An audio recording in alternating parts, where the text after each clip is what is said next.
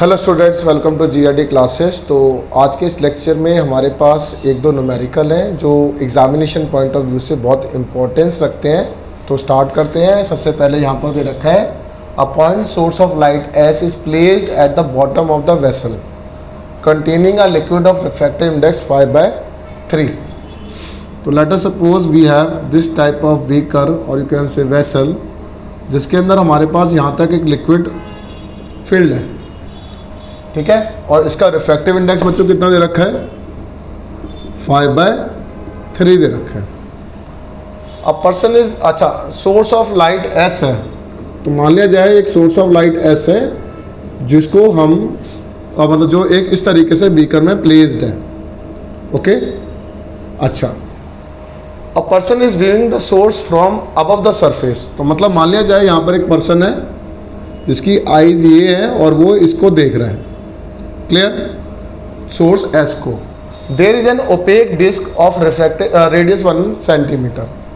तो मतलब यहाँ से लेकर यहाँ तक उसे इस तरीके से 1 सेंटीमीटर तक का, यहाँ पर this is called radius R, यहाँ से यहाँ तक का रेडियस कितना नजर आ रहा है बच्चों उसको? 1 centimetre. The centre O of disk lies vertically above the source S. So let us suppose this is point O. Clear? The liquid from the vessel is gradually drained out of the tap. What is the maximum height of the liquid for which the source cannot be seen at all? So we have to calculate this height h. Clear? तो अगर मान लिया जाए light इस तरीके से यहाँ पर इंसिडेंट होती है, तो मैंने लेट अस सपोज इसको बना दिया, this is called critical angle IC. तो this is called also IC. अगर ये यहाँ पर आईसी बन रहा है तो आर की वैल्यू कितनी हो जाएगी? यू कैन से 90 डिग्री, ठीक है ना। तो क्योंकि पर्सन को दिख रहा है ये वाला ऑब्जेक्ट, तो ये आई हो गया, तो बच्चों ये भी आईसी हो गया और ये वाला पार्ट भी आईसी बन जाएगा। And this is your R की वैल्यू 90 डिग्री बन जाएगी, मतलब ये एंगल ऑफ रिफ्रैक्शन है। अगर यहाँ तक की फिगर आपको क्लियर है तो we have to calculate this H. तो मैं क्या करता हूँ, इसको मैं बाहर बना लेता हूँ इस तरीके से। तो हमें ये एच निकालना है, ये आपको गिवन है, दैट इज आर। आर आपको कितना गिवन है बच्चों? 1 सेंटीमीटर। और रिफ्रैक्टिव इंडेक्स गिवन है 5/3। तो मैंने इसको हाफ ही दिखाया इस तरीके से। अगर ये आर है, ये एच है, तो बच्चों ये क्या हो जाएगा? Under the root of R square plus H square, Pythagoras लगा देंगे।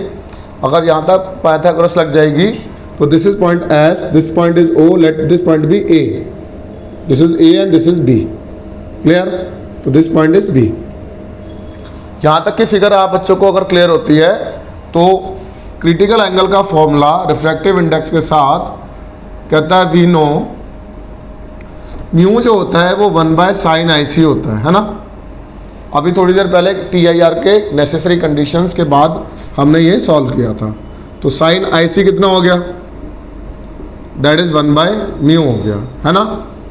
अब साइन IC, इस वाले ट्रायंगल में ये वाला एंगल जो है IC है। अब साइन थीटा जो होता है परपेंडिकुलर अपॉन हाइपोटेन्यूज होता है। You can right OA/AS। तो इस वाले फॉर्मूले में हम यहाँ लिख देंगे OA/AS which is 1/μ. What is OA? You can write R. What is AS? You can write under the root of R square plus of H square which is equals to 1/μ. अगर यहाँ तक आपको क्लियर होता है तो इसको cross multiply कर दो, तो you will get mu R equals to under the root of R square plus of H square. हमें क्या निकालना है? एच निकालना है।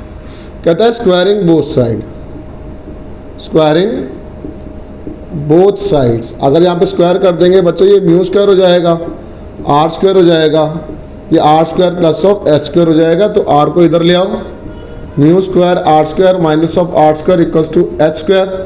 तो you can write H square हो जाएगा, यहाँ पर बन जाएगा आर स्क्वायर कॉमन निकाल लिया, म्यू स्क्वायर माइनस ऑफ 1 बन गया।